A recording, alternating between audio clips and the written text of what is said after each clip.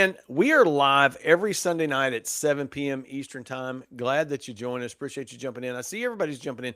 Once you jump in, let us know again. If you're a teacher, tell us that you're a teacher. Tell us what your grade level is, what state you're in, what you teach. If you're a parent, this is a great podcast for you to join in on. If you're a community member, it's also very important too because these things affect you right in your community. Mm-hmm. And so once again, Doc's going. Also, we'll have up at several times, we'll have up all of our free resources. You can grab them right there at the UR code or they're down in the description box. However it is that you want to grab those. And down in the description box is a ton of good reads for you and a ton of good products. All you got to do is click those. The links are there for you. Go grab them and check them out. And so if that's all we got, let's go ahead and let's try to get started. And so, Doc, when we talk about school violence, everybody almost always jumps to mass events like Parkland or Sandy Hook. But the reality is that the most common violence happening in American schools is not that type of violence. It's student on student violence. It's fightings, it's stabbings, it's sexual assaults, it's daily physical aggression. And what we want to talk about in this video is we want to make it clear that the violence that's happening in schools is not isolated behavior. Rather, it's a systemic problem with serious consequences for students, for student mental health, for teacher mental health, and long-term sustainability in teaching profession. And so, Doc, I'm curious. Have you ever experienced any student-on-student aggression? Do you have any experience with that at all? Well, funny enough, not only have I seen it from a professional standpoint as a Mm, teacher and an autism coach, I've seen it more than I can even imagine. But as a seventh grader entering middle school for the very first time when I lived in South Florida, down in Miami, I witnessed student on student the first day of school outside mhm. of our cafeteria where two girls got in a fight.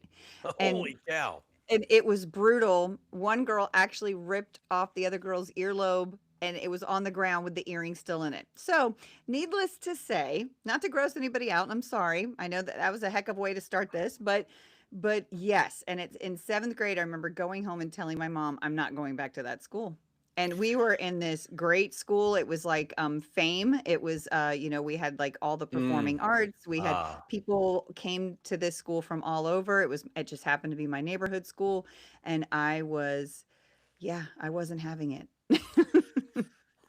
I think it's important to make up clear or to make it clear up front is that we're not trying to sensationalize anything, and it's not a rare event for student on student aggression. It's not about one bad kid, but this is about a system of failures. And if we keep treating this like a series of individual incidents instead of a system level failure, nothing's ever going to change. In research for this, I brought a few real world incidents for us to just consider. Here's the first one: is that a student was stabbed and killed by another student with a pair of scissors out in Mm, Texas. Doc, do you know why he stabbed him and killed him? Did you ever hear about that case? Do you know what that's all about? no, A do tell. 21 a $21 vape. A Oh my word. $21 vape. A student in Atlanta stabbed with scissors a student in the eyes just before the Oh, Christmas break back in at the end of 2025. And you know what the corrective action for that was? what? Students can no longer bring scissors to school. Now, I mean, for Mm. clarity, I mean, the student was arrested and whatever it is that's got to do with that, but nobody can bring scissors back to school. And on top of that, they made teachers go to all kinds of de escalation training and all kinds of training to try to figure Mm. out what is the source of all these problems, what's causing these things. Another interesting is there was a student stabbed 3 times with a pocket knife. Him and another boy got into an argument down at the school out in the local commons areas. And this guy went right straight into his pocket. He grabbed out a knife and he stabbed this guy 3 times in the back. And you know what's very interesting about that is that incident happened at a high school 3 miles, maybe 4 miles down the road from where I live. It's a high school that I tried several times to become an administrator of, and fortunately for me, that didn't happen.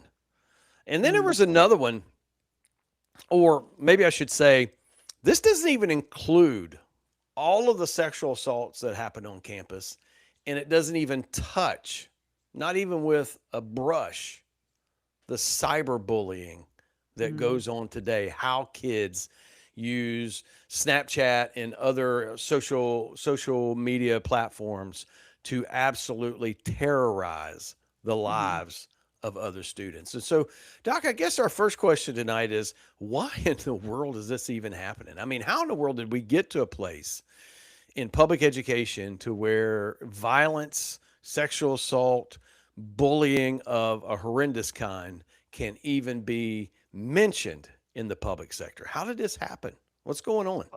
Well, I think it's important to note there have always been fights at school or whatever, but I think the volume that we're seeing now is much greater than before.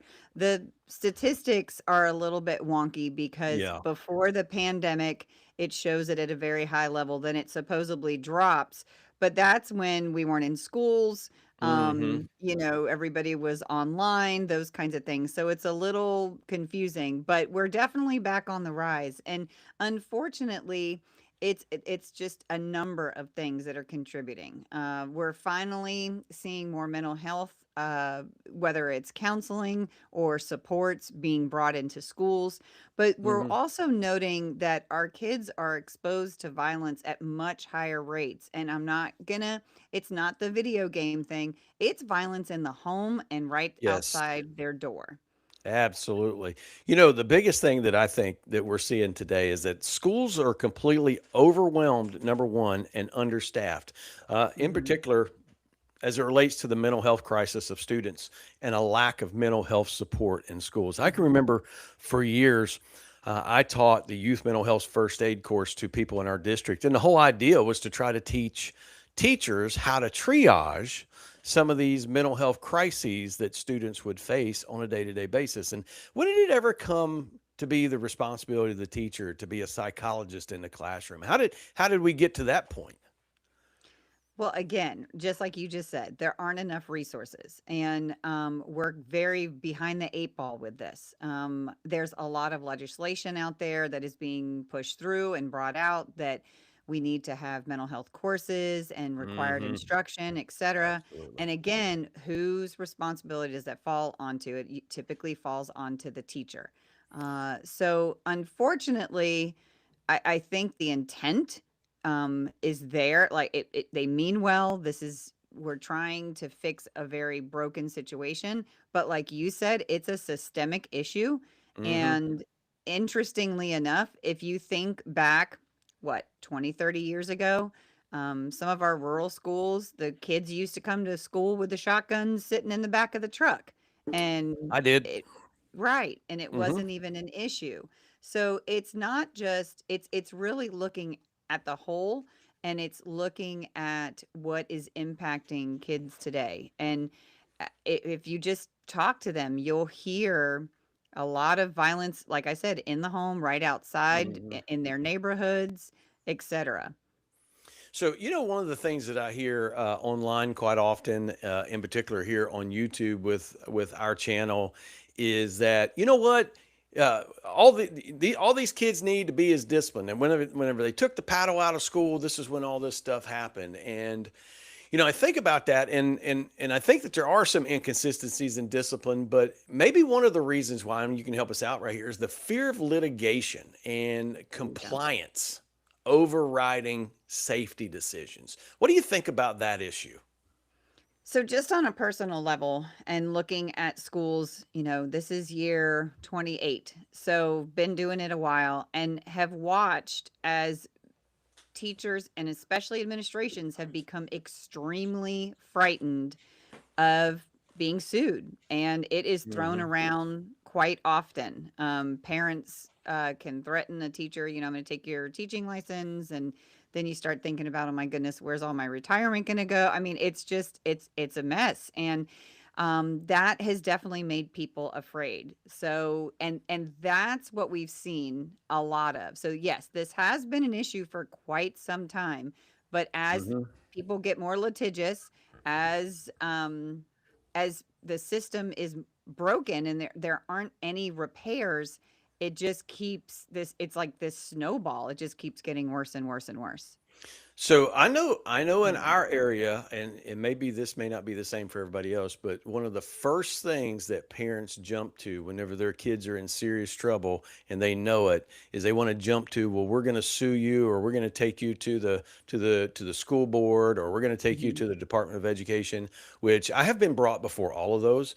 By the way, as a teacher, I'm not an administrator. I'm a teacher, and I've had multiple DOE complaints for the job that I do and before school boards. And I can tell you what, it took an actual toll on my health.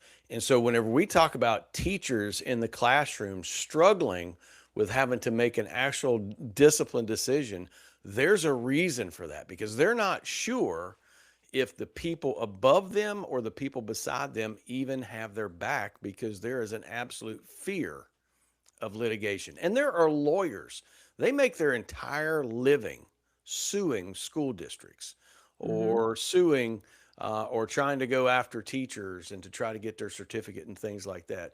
So, Doc, one of the interesting things is we had a couple of things come in right here, and I just wanted to grab them so that we can talk about them. And this is a great point right here. If I can ever get it up, is if I can ever get this thing to work. All right, there it is. The Yay. violence, bad behavior, and bad parenting was starting before the pandemic, not because of Absolutely. the pandemic. Absolutely. Absolutely Yep. 100% true. That is 100% true. The violence that's going on in school and the things that's going on between students, it's not a new issue. What I would say is that it has increased since that time. Mm. Now, Doc mentioned that there's some debate as it relates to statistics about student on student and school violence going down. But the truth of that is that those statistics are skewed Yes. because those statistics involve 2020, 2021, and 2022. And there is a great number of schools that didn't even go back to school until the fall or even the spring of 2022. So there's no data, there's no real data there, and that skews the whole thing. But from 23, 24, and 25, those numbers are back on the rise. Here's also another one right here. Is last year I had two 60-year-old boys throw chairs across my room, and I Mm. had a third violent outburst and broke computer with another.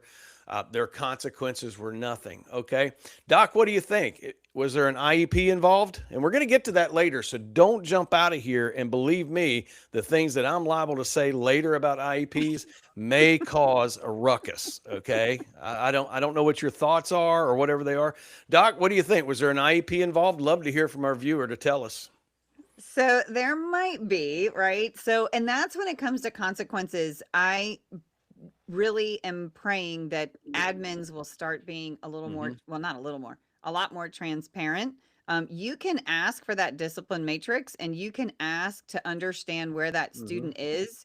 And I am very fortunate that I have a strong kind of personality and I have no issue with asking, look, help me understand what's going on with this situation because I need to, what about the other 24 kids in the class? What about, Hmm. and cuz a lot of the times it can be turned, right? What Yep. strategies did you have in place? Did you do this? Did you do that?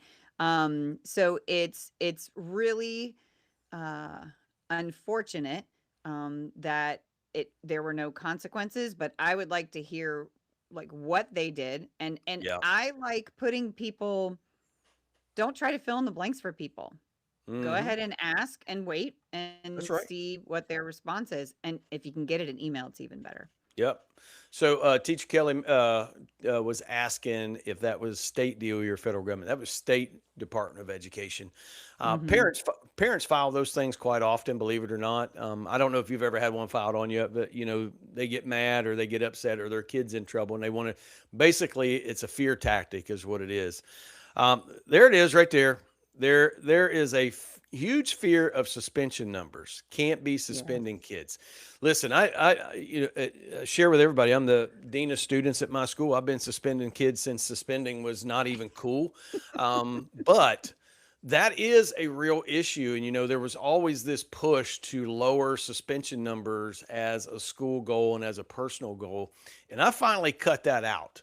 All right. And I went with let's lower tardy. Let's not worry about suspension because here's the deal. If your kid comes to school and they are BAD, they need to go HOME. And here's the reason why it's not because we're trying to correct them. It's not because we're trying to punish them. It's because we're telling them that if you come here and you behave that way, there are boundaries. And if you cross those boundaries, you cannot be here. Period. That's the bottom line. You can't be here if that's what you're going to do. So, our listener pointed out that it was yes and no on the IEP. You know, we're going Mhm. to get to IEPs here after a while. Here after a while, let's give a shout out right here. Let's give a shout out. Hey, the cluster coach too. Man, that sounds pretty cool right there. Tell us what you do, cluster coach, whenever you get a chance. Appreciate you jumping in. All right, Teacher Kelly Meg right here again. My district trains us in handling violence, de-escalation, blocking techniques, restraining. If you've had the That's fun. training, the district will defend you in court. So, our district has training as well, but not everybody gets it. Usually, only admins and deans of student and stuff like that are given that type of training. I don't even know if our teachers are expected to defend them or to break up fights. Doc, do you? What is the rule in our area?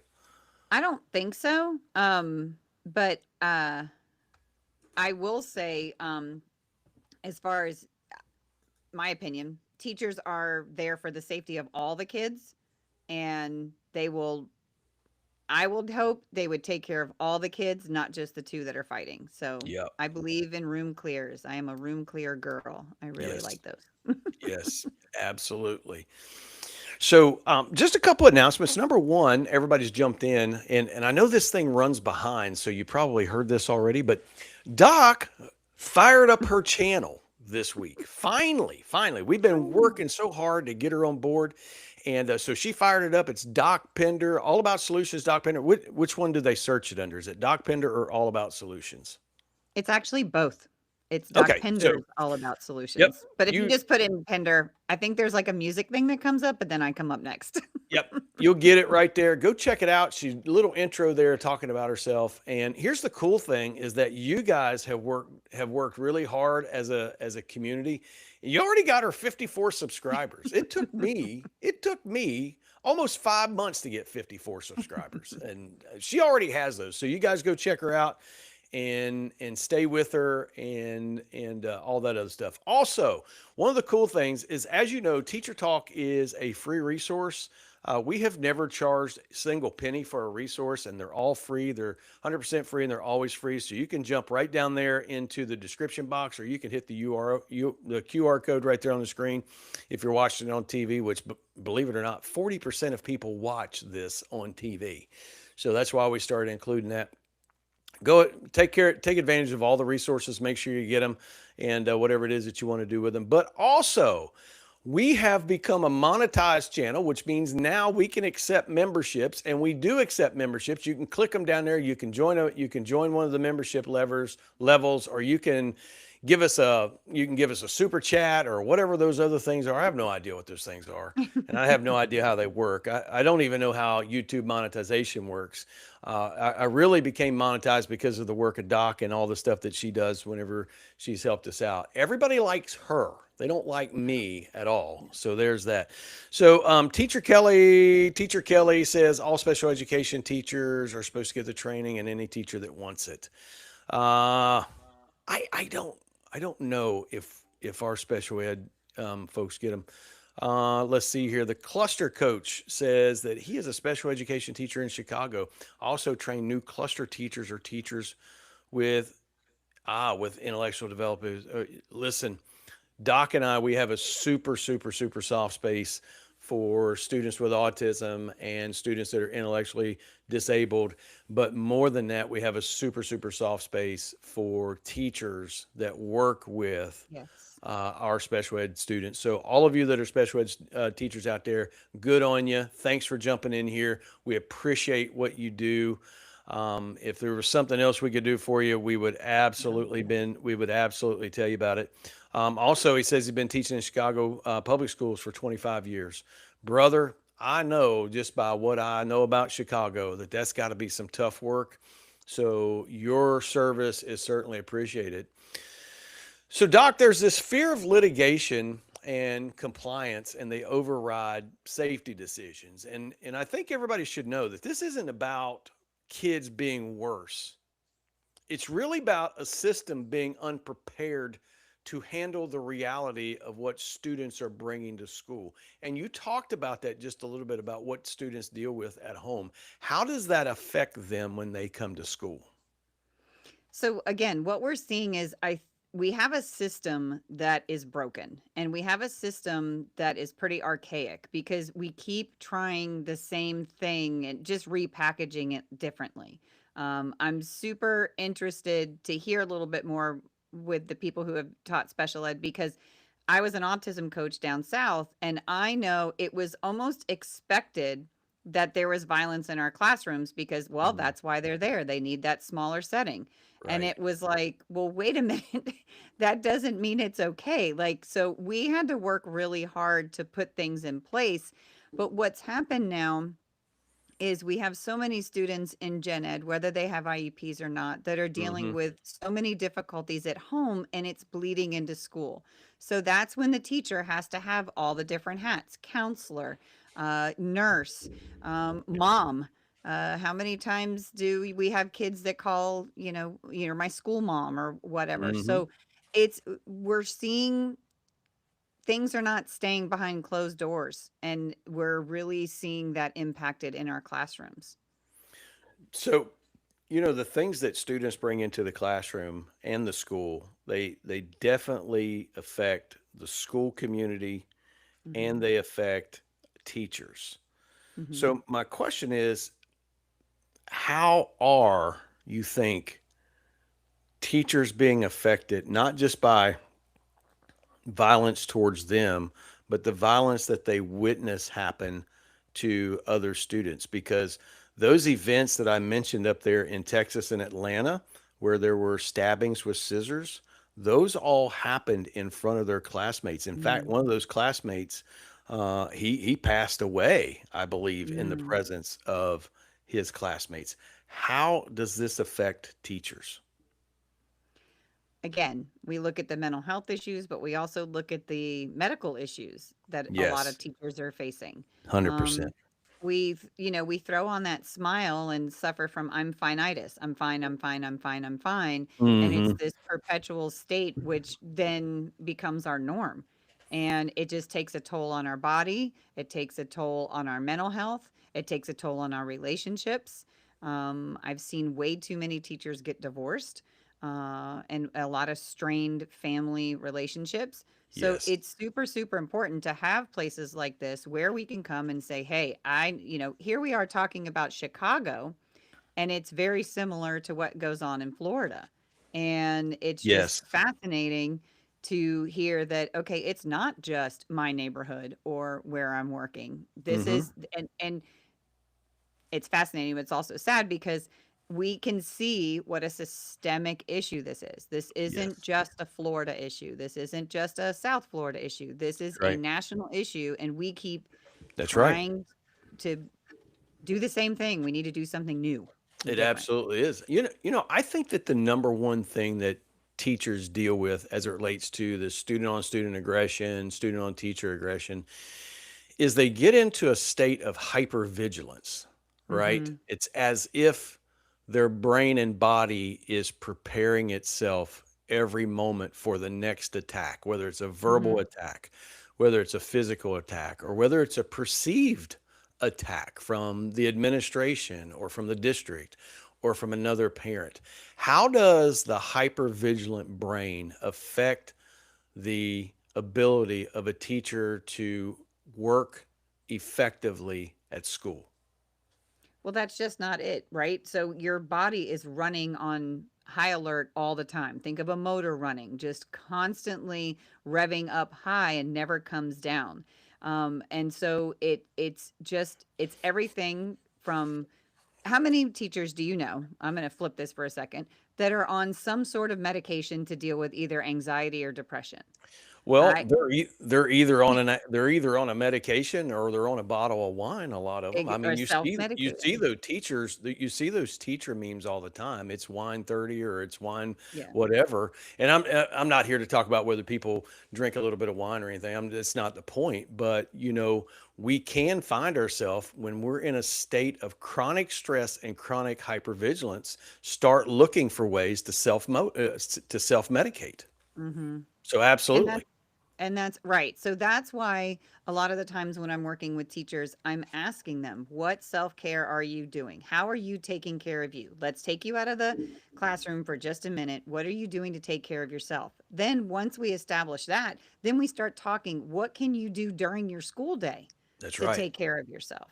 That's So right. there are solutions. So I know there's a lot of negativity and there's a lot of stats that are just scary, but that classroom is your king or queendom. So what can we do to protect that space and protect you in that space? Absolutely. So, Doc, we've had like a super bunch of people jump in here and a lot of good Yeah. comments. First of all, wanted to give a shout out to what does that say? Does that say Miss Martin Muse? Miss Martin uses We want to music. give Uh-huh. you a big shout out. Thank you for being here because I actually think it's the first time I've seen you in here. I think it's actually the first time we've seen the cluster coach in here as well.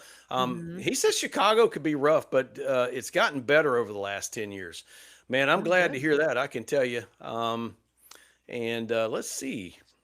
This is interesting right here. Look at this. If I can get it up here. Let's see. Right there, many years ago in early 2000s, we had a stabbing that almost was fatal. Mm. We didn't have a school. I better not. I don't know what I'm allowed to say. We did have a neighborhood school. It still affects in the region. And for those of you that don't know, we're in Florida. We're nowhere near Parkland. It may come up later. My good friend Dr. Pender right here was very close to Parkland and very close to students and teachers in Parkland. But so we do understand the effects of violence in schools Hmm. and some of the things that are going on here.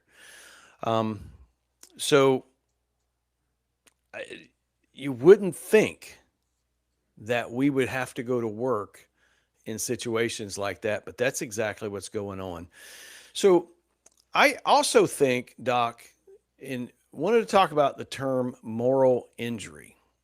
And whenever I say Mm. moral injury, it's the idea of asking teachers to support something that they can't get behind. In other words, we have these violent students in the classroom and we have them in the school, and we're being asked to support them while oftentimes overlooking or even ignoring the victims. How does that play into the psyche of our teachers? Well, again, 99.9% of the teachers that I've met are the most caring, loving, selfless people I've ever met. So our hearts bleed for all the kiddos in that class, and we want to make sure that everybody's safe. So we really Hmm. take on a lot of that responsibility. So Yes. we need to look at how much is ours and how much can we take on, and then how much do we need to let go. So it's, again, it's a balance, and it's just being super aware of your mental health, your physical health, and your day-to-day routine, because if we just kind of let that little drip just keep happening, it's those little things that add Yes. up. So we really need to be aware of that. So one of the things that you mentioned right there, and it's also a topic that I talked about in a video I just loaded up on Saturday, is that we're being asked as teachers to do things that teachers were never intended to do. And not only does that take an emotional and mental toll on us, but many of us, we're not psychiatrists. We're not mental health counselors. And in many cases, we're trying to help students and we're giving them maybe not the best advice because that's not our field. We're doing the best that we can, but it might not be the best. How is how do we differentiate then? what is our responsibility and things that we can affect versus things that aren't our responsibility and we can't affect them? How do we differentiate on those? I think one of the biggest things is having a support system in either in your school or Hmm. online like this, but being able to bounce ideas off to understand if something is your responsibility or it isn't. I mean, at the end of the day, we can only control ourselves. We can't Hmm. control anybody else. We can set things up in our classroom to influence things, but we are not responsible for the control of others. So I That's just right. think it's really, really important to have that support group, and without that, I don't even know where I'd be. I I don't know where I would be either because, for clarity, Doc and I worked together for quite some time, and we have been in some of the most contentious meetings. We have dealt with some very difficult Mm, student on student things mhm. at school that I wish we had the freedom to talk about, but we don't. And I say all that to say this is that number one, we're speaking from experience, and number two, we want teachers to know you're not alone and you're not broken. This is Mm-mm. not your fault. It's not you that's broken. It's the system that's broken. Now, in my comments for the last 3 weeks, everybody keeps pointing out, well, you guys just need to get out of the system, get out of the system. If there was no teachers, this thing would collapse. Well, that's not our goal here. Our goal is to help teachers keep teaching. We want you to stay strong and keep teaching. And we can't change the system. So, what we've decided to do is we're just going to work with teachers and try to help as much as we possibly can. So, when teachers don't feel safe, teaching becomes secondary to Mhm. survival. And Mhm. it's my opinion, Doc, that whenever you cannot be the best version of yourself in classroom, then our students suffer academically. And is there a connection then between the way the system is set up and the poor academic performance of our students? Correct, and I'm sorry. If you look at the comments really quickly, Oh, they're they're spot on. You guys are nailing it tonight. So, if I can go to some of those, because exactly what you're saying is so, so true. When we are not our best selves, we are hmm, not helping anyone in that classroom. And listen, guilty as charged. There have been times when I know I've snapped at a kid, and that sure. child had nothing to do with what was going on in my head. And Hmm. luckily, again, support systems to say, hey, what's going on? Maybe you need a walk, maybe you need this, whatever. Um, but one of the biggest things too is when our pain is minimized. Somebody in the chat wrote something about, some one time an admin said, well, how much damage can a kindergartner do? From personal experience, I got punched in the back of the head 8 times by a kindergartner and bit through my thumbnail by a kindergartner. So, Yeah. yeah, they can I, do a lot of damage, and yes. and I, and if anyone ever said that to me, I would help them understand with a quickness. I would help him So understand too. I had to go to the bus years ago with well, he was in the first grade. mm, And this kid was beating the windows. He was pounding and banging, and I was afraid that he was going to break the windows mm, and hurt himself. And so I made the decision that I was going to restrain, which I can do. But that decision turned into me and the SRO wow. having to try to restrain this young man. Mm, There's something about some of these kids that they don't know restraint and they are mm-mm. almost superhuman Yeah, in their yeah. restraint. And that very comment showed up some time ago, a couple of weeks ago, after you and I talked about Abby's Warner and her being shot by her Mm, student. And the year before, that student was in kindergarten, and we had made the statement that that kid had choked out his teacher or attempted to choke out his teacher in kindergarten. And somebody really made fun of that and basically said the teacher must have been a wimp and this and that and the other. The article literally said that he came up behind that teacher and got her in some sort of a chokehold so that she could no longer breathe. Mm. I don't want to ever hear from people Right. that it's only a kindergartner. How much damage could they have done? The answer to that is more than they should have. That's the answer. So we got a lot of stuff right here. This is really cool right here. I'm dealing with teacher burnout, and that's why I enjoy your channel. And I absolutely, man, you have no idea how much that excites me to hear that. I appreciate that. That is exactly how I got started in this. Is 3 years ago, my face went paralyzed. I mean, I was a wreck. I mean, I was a complete train wreck of a human being. And it's a severe case of burnout. Probably most people won't get to something like that, but burnout, no, nevertheless, is very difficult. And I appreciate you saying that because that's our whole goal is to help teachers who are dealing with burnout or who are dealing with other issues. We'll probably expand out some point, but man, I appreciate you, Cluster Coach, too, for bringing that up. A lot of you don't know this, but Doc doesn't have a couch in her office, but I spent many hours in her office kicking rocks and pounding my fist and all those Hey, other things. And so now here we are. We've brought the office talk to yes. YouTube, and we appreciate so much you guys being there. I want to remind you, there again, there are all kinds of free resources down there. Some of you probably already got them all, and that's okay because there's more coming. So want to encourage anybody to jump down there. Also, we just got brand new channel memberships. We've got some merch down there that you can help support us with. You can super chat us, whatever those things are, because I haven't got a clue what those are, but you can do that.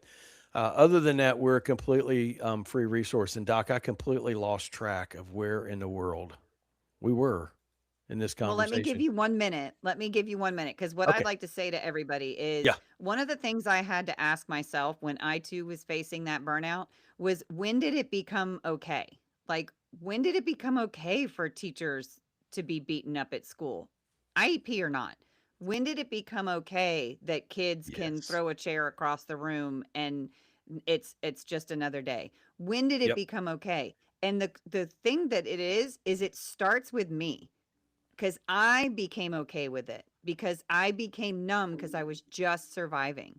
So Mm-hmm. that's what I want everybody to kind of ask themselves. Like, when did it become okay? And then now what do I want to do differently? Because that's how we can grow. We got to do something different. Yes, not all of us can quit. It amazes me how many, and again, I'm not going to get into generational stuff, but how many people can just come in one day and be like, I'm leaving, I quit. And again, been in this 28 years. So I see that 30. I see that Yeah. finish line. I'm not going to Yeah. just throw my hands up and quit, Yeah. even though I've come close.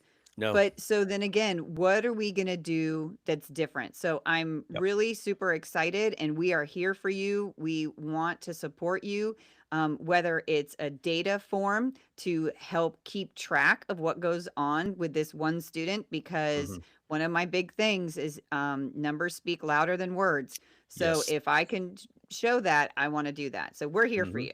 Yeah, absolutely. Want to make that point that Doc made. Most of us can't just walk in and quit our jobs. We got to work, right? And there's nothing wrong with that. But also, most of us don't want to quit our jobs because we really do care Mm, about kids. We just yeah. don't like the system that we work in, and we're just trying to make it through. So, right here, just one last thing, and we're going to move on. I wanted to put this up. Thank you so much, Miss Martin Muse, for saying this. You're not alone. All right, there are literally hundreds of thousands, if not half a millions of teachers that feel exactly the way we do, and they they begin to feel isolated when they're burned out. That is what isolation Mm, does, is it singles you and it puts you in a spot as if you're the problem, as if you're the only one struggling with it. And I want you to know that you're not alone. You're not broken.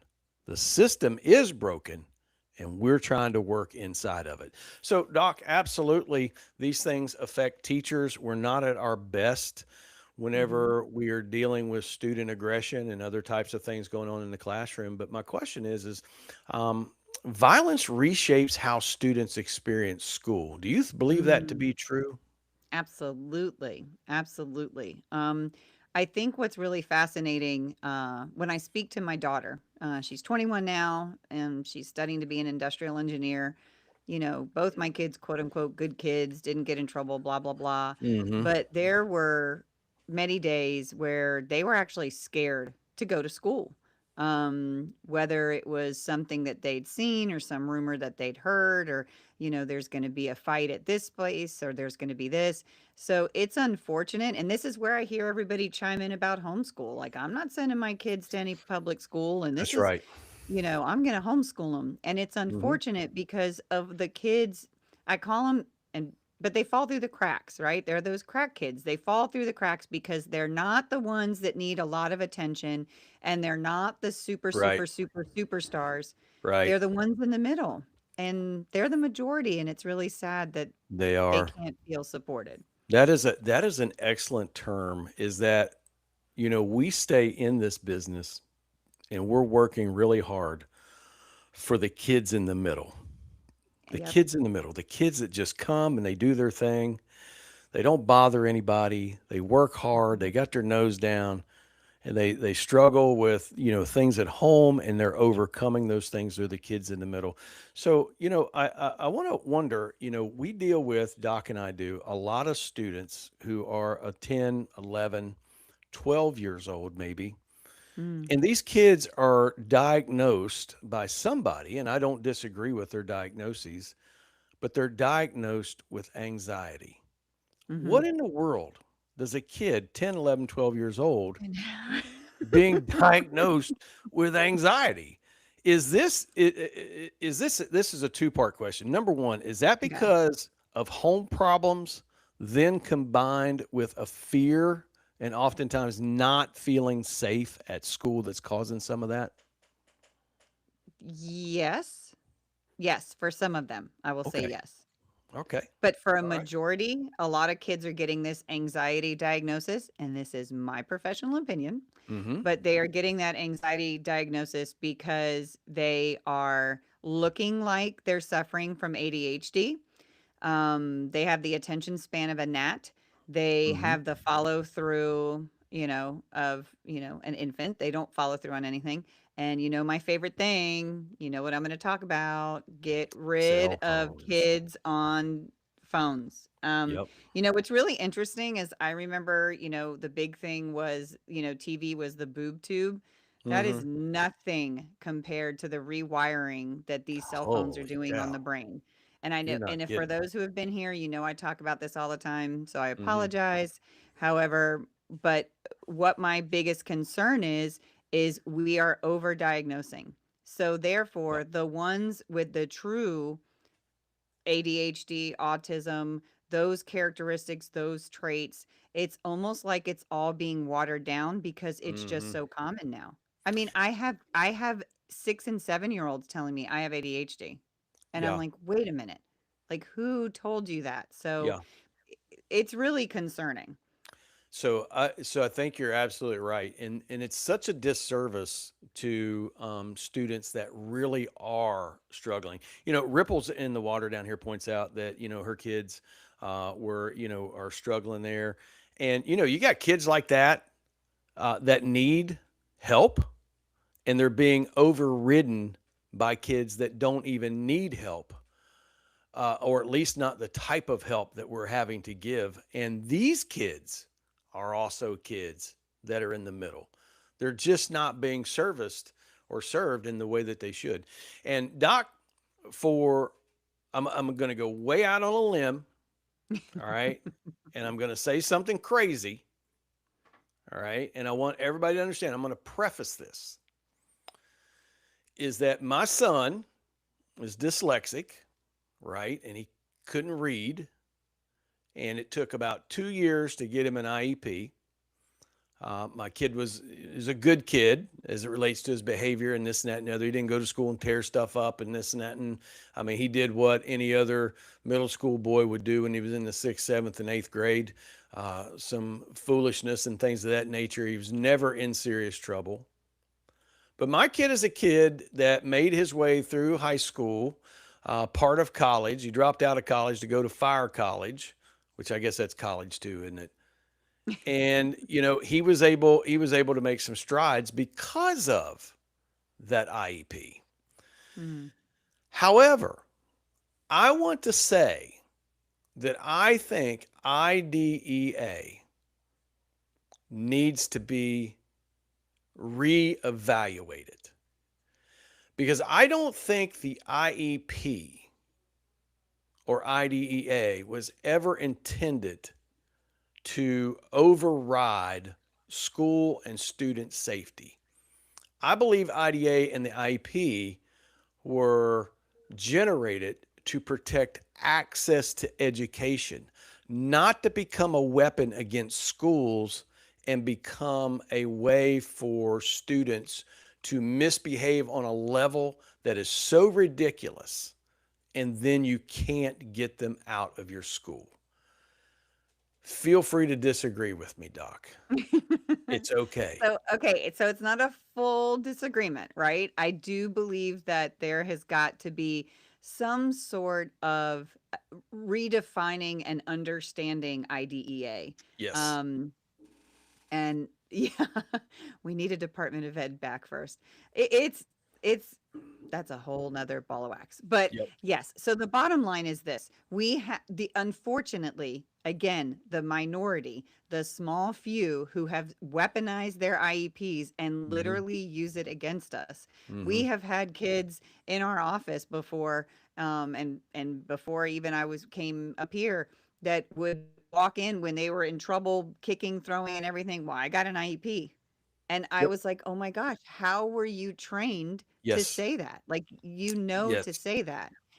And again, Yes. it's unfortunate because we don't have the resources, we don't have the support, and then again, here comes that lawyer or here comes that threat of Yes. an attorney, and it just it blows up. So Yes. that's why I go back all the time to data, and I go back to free and appropriate education, Hmm. that appropriate, and I keep that data and then I hand it to the powers that be and Hmm. say, okay, now what? Like, I've done my thing. I've done what I need to do. Here's the impact this is having on our classroom, these other students. Help me understand what we need to do from this point Yeah. forward. Yeah. One of our listeners wanted to know if we had BIPs where we are. Absolutely. We I don't, do. I mean, I know that oftentimes we have to have our behavioral specialists come in and all our BCBAs and all that other stuff come in. But I have personally written several of those. And, I think that they can be helpful. Where I started drawing the line is when it was codified in a BIP or an IEP that this student on 70% of the occasions would do what he or she was asked to do. And if they did that, we were going to provide them with soda and chips and candy bars and things of that nature. I, you know, I, I struggle with seeing the wisdom in those types of rewards in this case. And I want to go back and say, I don't think IDA needs to be gotten rid of. I just think we need to relook at how we interpret and understand IDEA and not put schools in a situation to where federal law prevents them from being able to remove violent students, many of which are Gen Ed students. And I want to draw another line of delineation is that we are not talking about students with autism or students with other known disabilities that affect them in that way. We're talking about Gen Ed students whose parents get them an IEP and then weaponize them against the school. That's what we're talking about. Hey, right here, a good comment right here. Um, can I pull that up? Look right here, Cluster Coach 2. IDA was designed to support rightful presence for students who have disabilities. They belong and should be included too. That is absolutely 100% our point of view here. as well. We agree with you. A free and appropriate public education, we're all for it. So, Doc, what are some ways do you think that we could re examine IDEA and the IEP to help understand school safety? I think one of the biggest things is what's happened, at least from my experience, is everything's been such an all or nothing. Like, we went through a push down south where they wanted to clear out all the clusters. So when I hear the cluster coach, that's what I did for 14 years. We had a cluster inside of a public school of 5 classrooms with kiddos diagnosed with autism. Well, then all of a sudden, they wanted to get rid of our centers. They wanted to get rid of our clusters. They wanted everybody to be in gen ed, but there's no support for it. So then we're throwing kids in a situation where we're not even setting them up to succeed. We're setting them up to fail. And that's the frustrating part is I really think with IDEA and anything, we need to slow down and we need to figure out what things are going to look like and get the support there. This isn't about getting another reading coach or getting this or getting another para. Mm-hmm. I don't want a kid Velcro do a para, but it's about taking into consideration how we can make every classroom successful with everybody who's in it. And then those who need the special kind of above level kind of care, what are we doing differently? Yeah. Like we can't just keep throwing in gen ed and being like, okay, well, it's least restrictive environment. Well, what are Yes. we doing to help them? Um, Yes. yeah, so it's interesting to watch this chat. And it is interesting Yeah. to note that, we really want to make sure that we are taking care of all the students in our Yeah. classroom and that everybody does belong there. Yeah.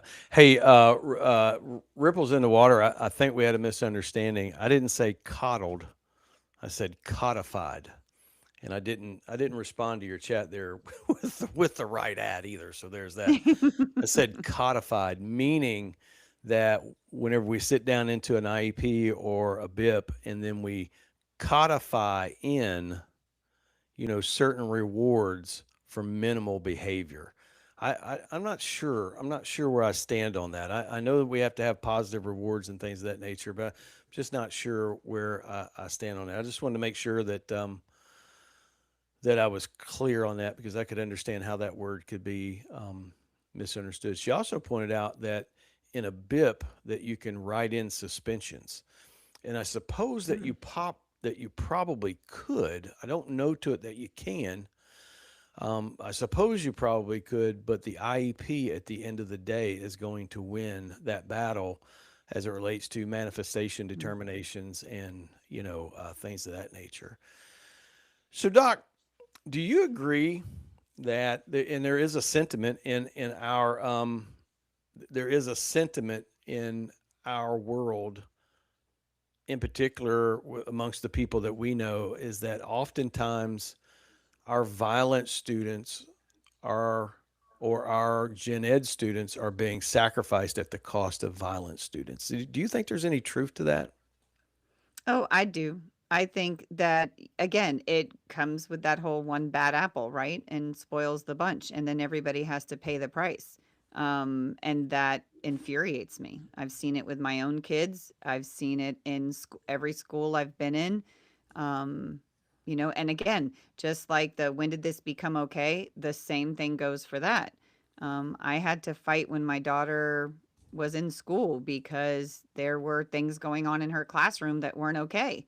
So, and she would come home every day with a new story and every day, what they didn't get to do. Um, but Mm-hmm. so so what I'm basically saying is this isn't anything new.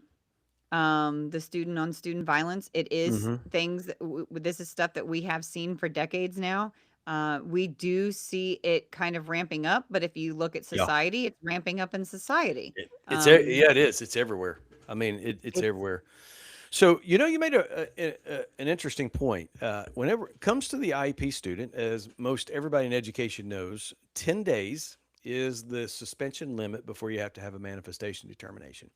I have had multiple instances at my school because at my school, if you get into a really knockdown, drag out fight and, we got to get in the middle of you and get you broken up, you're going to get a 10-day OSS automatic.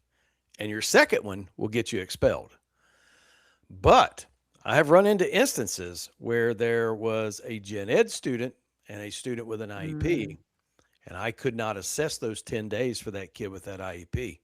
And I'm going to tell you what I did. I do not agree with two-tier justice, not one bit, not one bit. I tell you what I did. I just leveled it back out. So the gen ed student got less, the IEP student got less. I don't think that's necessarily right either. But at the end of the day, I cannot allow myself to put the hammer down on one kid and then lighten it up on another because of exactly what you said, that Megan has dealt with, the things that mhm, she couldn't do that everybody else got to do. mhm. So ripples in water, we do use PBIS. Um, that may be a show that we have here sometime too.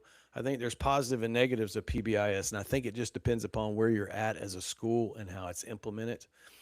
I think, in many schools, PBIS has been tried to use as a bribe. A kid does something bad, you talk to them, then you give them some candy and send them back to class.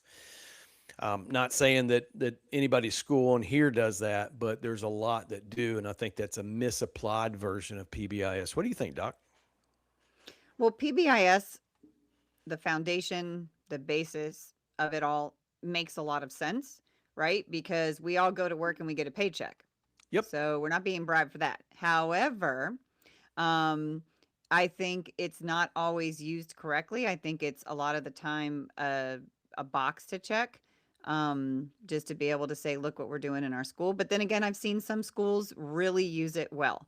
I think it really falls to the admin and if they understand it or if they just see it as like again another thing that we just have to check to be able to say that we did it.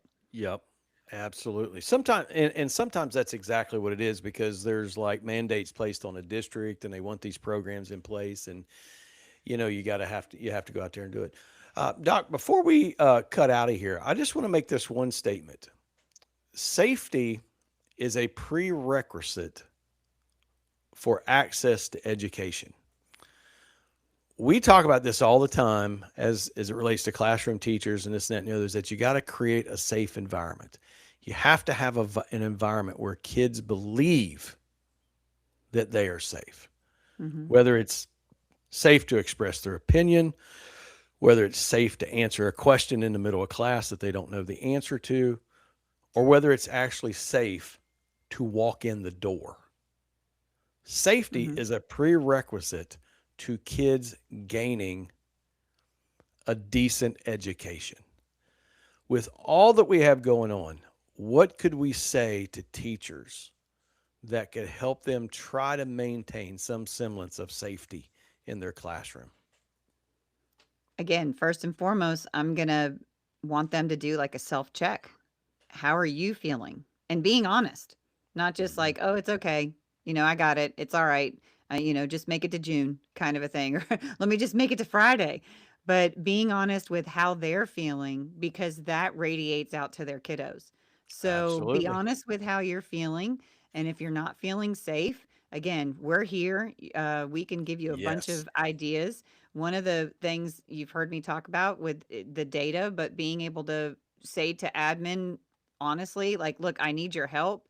This is what's going on." Um, and being open to whatever it is, and Hmm. then you try whatever that is, right? You implement. You don't try. You implement whatever it is Absolutely. for about 3 weeks, and then keep that data, and then just keep coming back and saying, "I need your help. I need your help."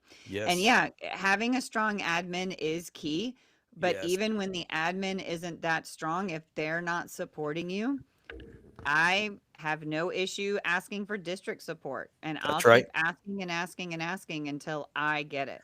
Because at the end of the Absolutely. day, I need to feel safe and so do my kiddos. Absolutely. We have got to stay safe. Student on student violence and aggression is not an isolated behavior. It is a systemic problem with real human costs. And until policy, practice, and accountability align around safety for teachers and students, we're going to have to keep having these conversations. But more importantly, that's why we need each other.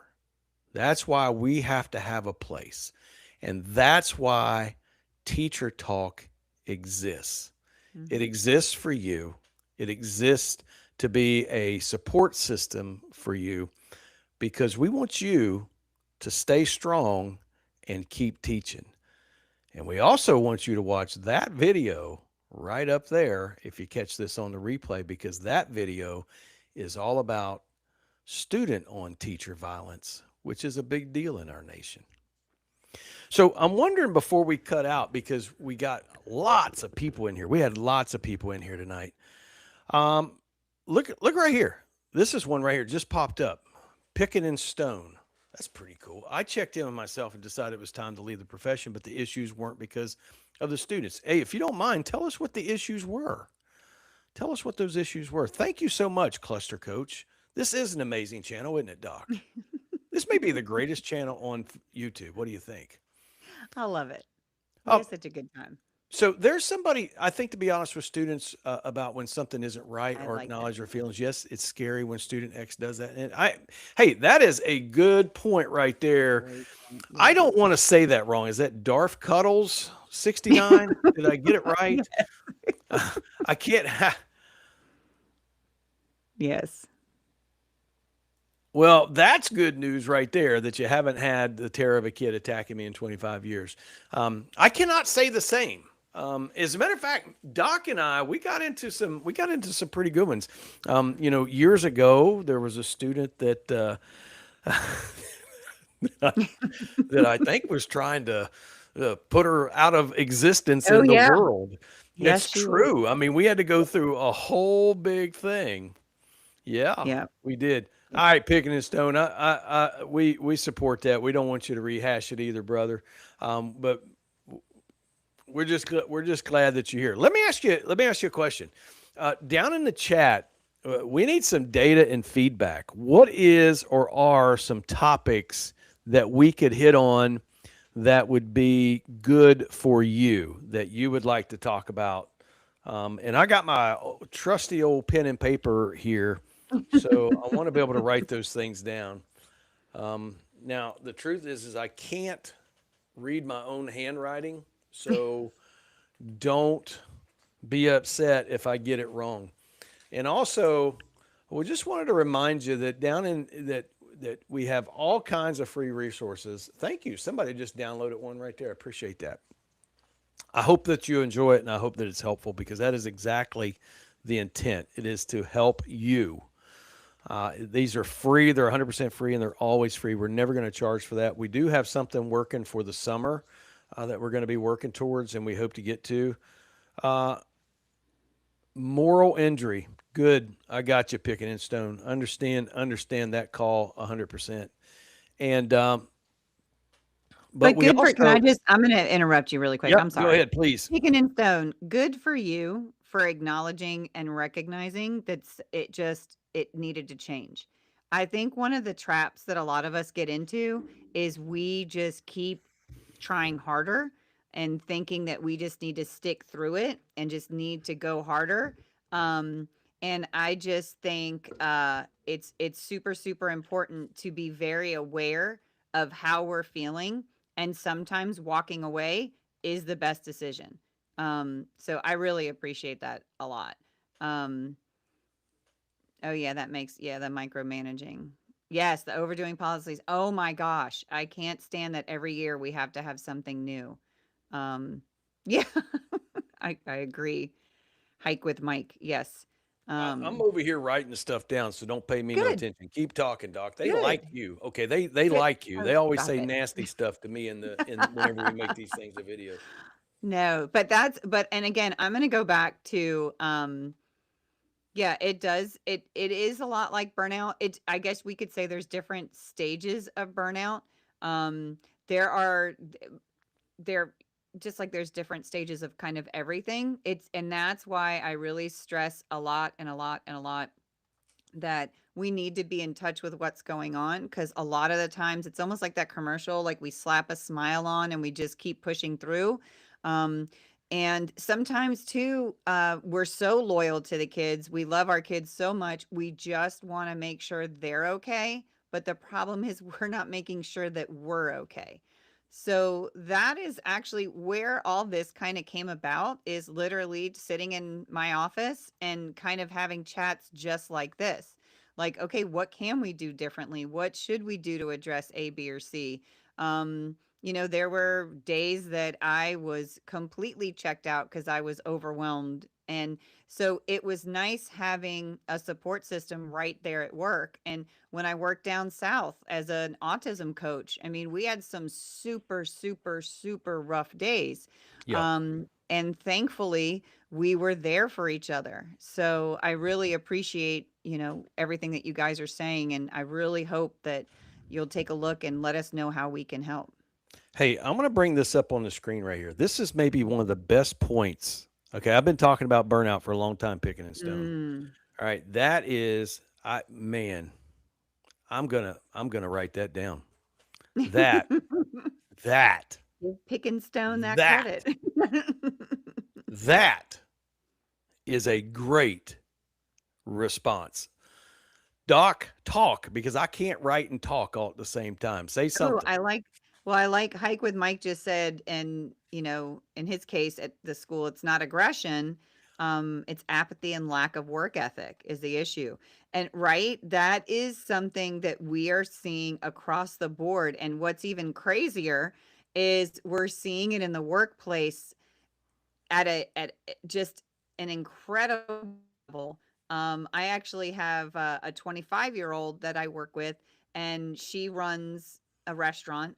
And she said that she cannot believe um, what's coming out of schools. And she's only 25. So I kind of find it funny that she's saying, here I am. And I say, okay, do this. And either they don't know what to do next, or they won't show up for work. So it is that I think would be a great thing if we could talk about, what goes on in your classroom, because I find it fascinating too. And I don't know, I would like to hear what people say, but in places where I have been, I have seen the same group of kids go in one class and work till bell to bell, and then go into another class and do nothing. I'm just curious if you guys see anything like that. And then again, what your school climate is like, because it's kind of interesting.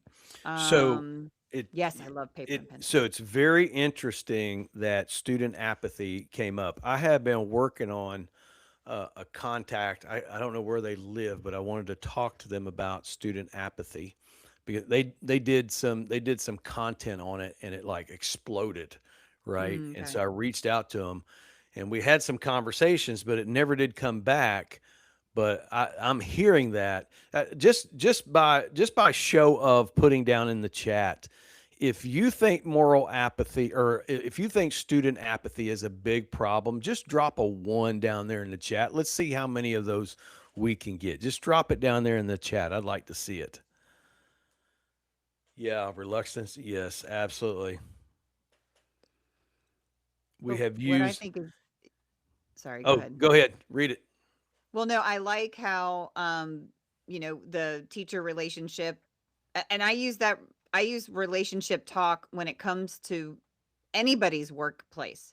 Because I work a lot with private clients, and we go through that a lot. In any other situation, you would have left by now. Why do you stay in a toxic, just because it's a work environment? Like, again, Yep. when did it become okay for me to feel like this going to work? And I'm not saying everything's going to be, unicorns and rainbows, Yeah. but we need to just get some things in check so that we can make sure that we're taking care of ourselves no matter what the situation is, if that makes any Yeah. sense. I think that the other thing that we wanted to do in this series is, or I wanted to do, I wanted to talk about student on teacher. or I mean, teacher on student aggression. Does anybody think that that's worth talking about? If you do, drop me a two, because that is an issue as well, believe it or not. And again, And but I think that takes it back to that's where a lot of the fear comes from, right? Because if admins have gone through that where a teacher has been aggressive with a student, then a lot of the times they're very fearful. And again, you can have just those couple bad apples and it's going to spoil it for the rest. So, so I just my haven't two looked, cents. I have not researched one bit into teacher student, teacher on student aggression. Mm, But my thought is the cause is frustration. mm, I've dealt with this kid. I've dealt with this kid. He's blown up. He's cursed at me. He's thrown stuff at me, or he's done this. He's done that. He's that. And I just lost it one day. And so then it maybe it's like it's teachers breaking. it is.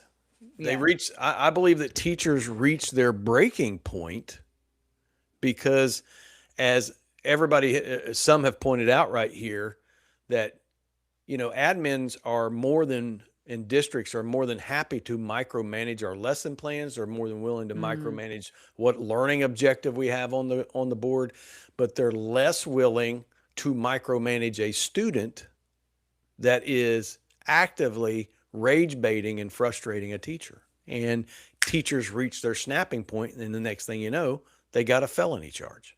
And I don't think that's mm, right.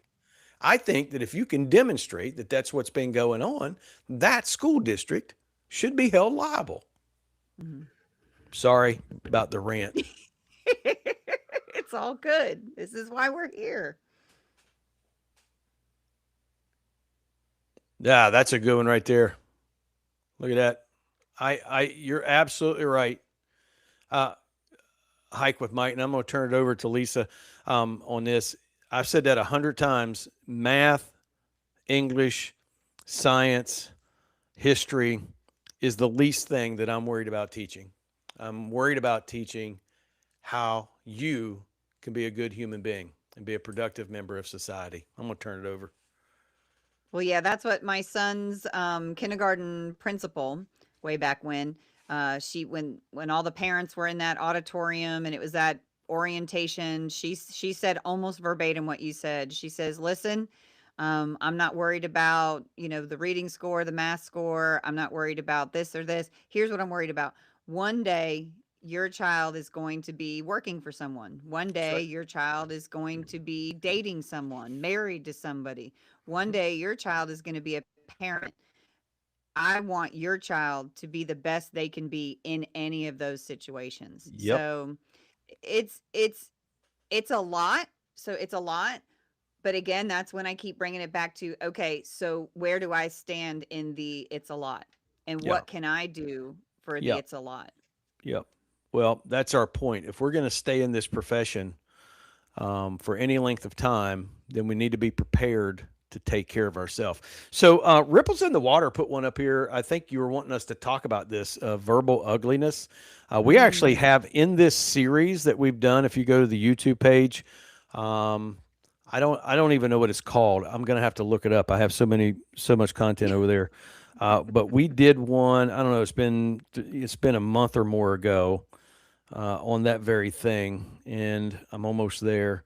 It's called. Goodness gracious, I've got so many. I don't know how to get through them. Such a busy guy. It's called the shocking verbal abuse that teachers endure. It's about 45 minutes long. Check that one out. Um, if you're interested in that. The impoverished environment. Here it is. This is good right here. He's right. The impoverished environment teachers have no Mm. choice but to be rough in Chicago. You better put the fear of God in those kids, otherwise you'll never make it. I believe that 100%. Folks, I can't tell you. Also, just one more. We got so many people in here. I just want to point this out. Dr. Pender Lisa finally launched her channel, and she tried to record her first video, which is about 6 minutes and 18 seconds. Correct me if I'm wrong, but you worked on it like 75 times or something like that. Um, and she finally got it up there and it's done. So go check that out. She has 54 subscribers before she ever loaded up her first video. So you guys have done a great job Yes. listening out there and doing the great stuff. Also, our channel, because of you, was recently monetized. So I get like 10 cents a video or 10 cents a view or something or a penny a view or something like that nowadays. So we appreciate that. But you can also join us here. Our memberships are down there. I'm working on some more. Join us there. We also have our merch down in the description box. Again, we're a faith-based organization, not because we want to drive anybody nuts or drive anybody away, but that's who we are. We've got our Stay Strong and Keep Teaching shirt up there with Proverbs chapter 4, verse number 23 up and under it. Appreciate you. Go get that. Created a wine tumbler too. It's not because you can go, not so that you can go home and drink wine, but Paul did say to Timothy, drink a little wine for the stomach's sake. I don't know what he meant by that, but I created one. It's called the After the Bell tumbler, if you can get what I'm saying at. Uh, Hey, you're live too, Ripples of Water. That's good stuff. We'll have Great. to check you out. Yes. Good evening down there. Who is that? Hey, what does it say, Doc? My eyes are terrible. I Sarah can Keston? Yeah. Sarkestin 5352. Yes, Thank you for Sarah. jumping in. I appreciate it. Also, Hike with Mike. One last Yeah, time right here. love It's this. important to anytime you get a note or a comment of appreciation from your students, put it on your wall. Yes. Yes. Yes. Listen, teaching is kind of like golf. And what I mean is you can go play golf all day. You can hit 45 balls in the water, but all of a sudden you take a pitching wedge and you hit it within 3 feet and score a birdie, and the next thing you know, you're going to golf for the rest of your life, right? Teaching is exactly the same way. You can go to school every single day and it's horrible, but one student come up and say, "Man, you really impacted me today," or "You really thank you for this and that and the other." It means the world, doesn't it? Isn't that crazy? That's Yeah. nuts. So Oh, I love it. yes. The sweet wall. That's Uh, so cool. what is it? I like that. They call Ripples in the Waters calls it the sweet wall. Ah, let's put it up there. I Put that like on that. your list. Put that on your Yeah. list.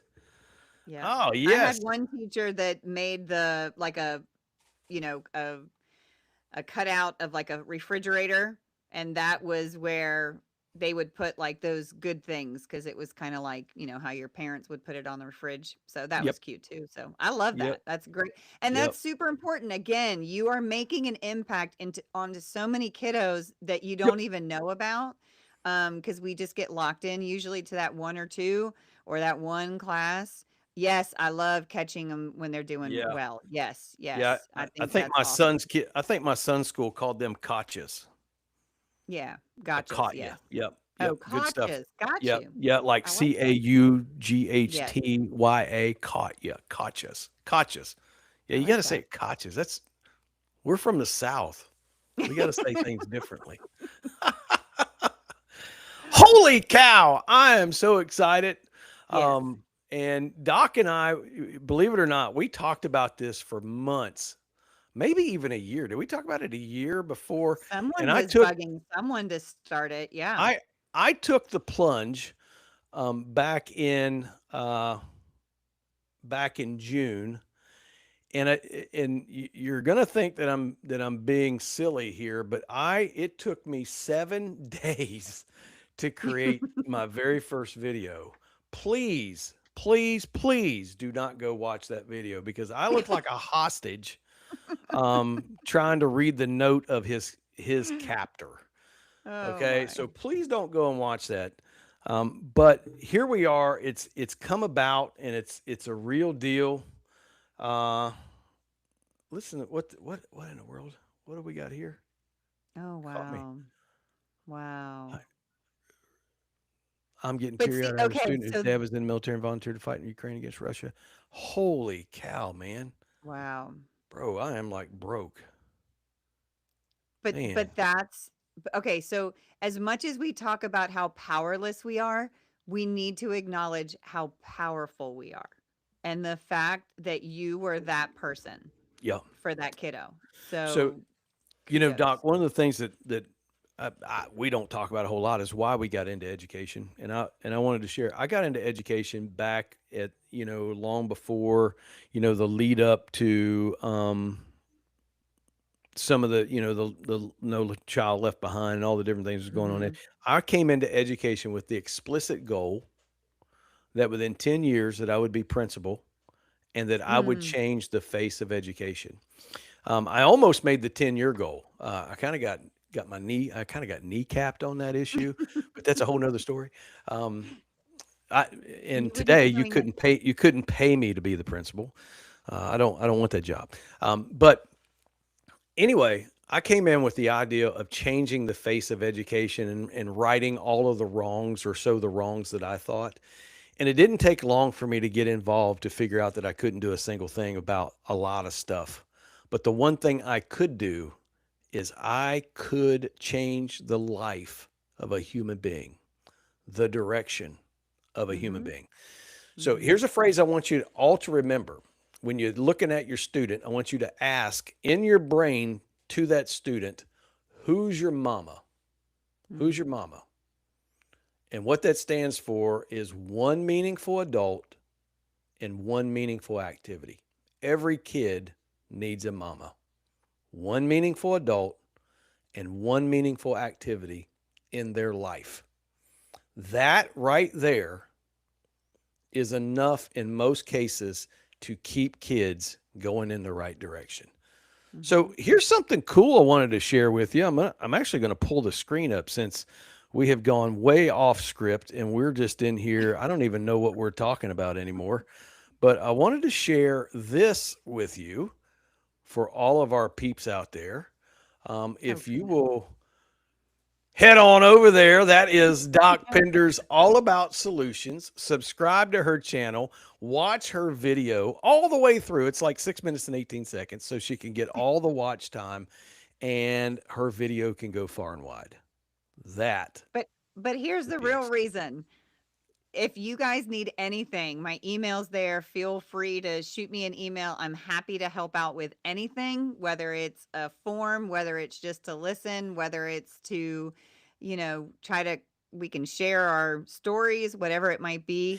Um, definitely we're here for you guys for sure. Hey, so here, okay, here's a couple of things I want to put up here. This is really important right here. Ike with Mike. All right. On the topic of aggression, I find saying something comedic lessens the aggression. Mhm. Absolutely. Okay. That is a great de escalation tactic, right? Because it just switches the brain somehow Mhm. and it Mhm. puts it into a different order. Put that in your teacher toolbox right there as it relates to to the students that are going to get a little bit out of whack this week. Just say something funny, right? Just get change it just a little bit. I think teachers also need at least one. Ah, holy cow! You are hitting the core of teacher talk right there. Listen, it was by God's grace. I tell you what happened to me is I was in the throes of like death, and God in his grace gave me the hobby of refurbishing furniture. I don't have an artistic bone in my body at all. And yet that's what I ended up doing. And it was something about the hum of the sander. Somebody actually explained that in like a scientific term as to why that happened. Mhm. The hum of the sander and being in the garage and Mhm. hearing the lights hum and this and that and the other and taking my mind off of Soothing. things. Mhm. 100% therapeutic. It absolutely saved my life and it absolutely saved my career. And it also turned into a regional business. That's how I started creating content to begin with. And Doc bought me a tripod to go make furniture videos with. It's true. Yep. That's exactly what happened. Absolutely. Thank you so much for that comment right there. And here's one that's going to make it into the PLC, and that's something we'll talk about one of these days is how do we get rid of PLCs? Or how can or something Or along at those least lines. use them for what they should really be. That's right. Thank you. Good stuff. Folks, it has been so good to be here with you. And I'm going to tell you, we're an hour and 27 in, and we got to go to work tomorrow. And I still haven't had anything to eat. So I'm gonna go ahead and shut down and tell you guys that how much we appreciate you. Thank you for so much. Oh, Ripples in Water is a Let's dancer after go. school. That's Good, awesome. good stuff right Amazing. there. That's great. You gotta have something in your life. Yep. You can't just have the job. You got to have something, right? All right. And for some of you, it's going to be a wine tumbler, and you can buy that down in the in the merch shop. Stop, stop. They're going to see us at school and we're going to get fired. That's exactly what's going to happen. Appreciate you, Mike with Ike. We're out of here. Peace out. See you all next Sunday at 7 p.m. Okay.